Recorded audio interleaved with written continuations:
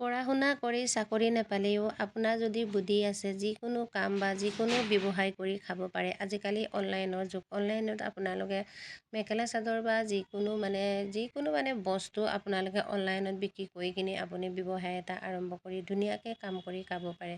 সকলোৱে সুধি থাকে মই কি চাকৰি কৰোঁ। আচলতে মই চাকৰি নকৰোঁ, মোৰো ব্যৱসায়ে হয়।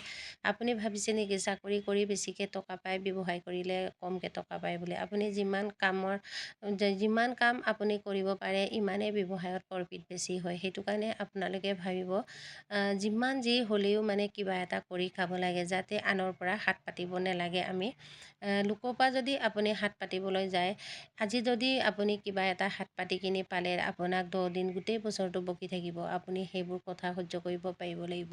আৰু মানুহে সদায় কথা সহ্য নকৰে। সেইটো কাৰণে ধাৰ লোৱা মানুহে কয় যে যাক ধাৰ দিয়ে তাই হৈ ঠাকুৰ, যোনে খুজিবলৈ যায় সি হ'ল কুকুৰ।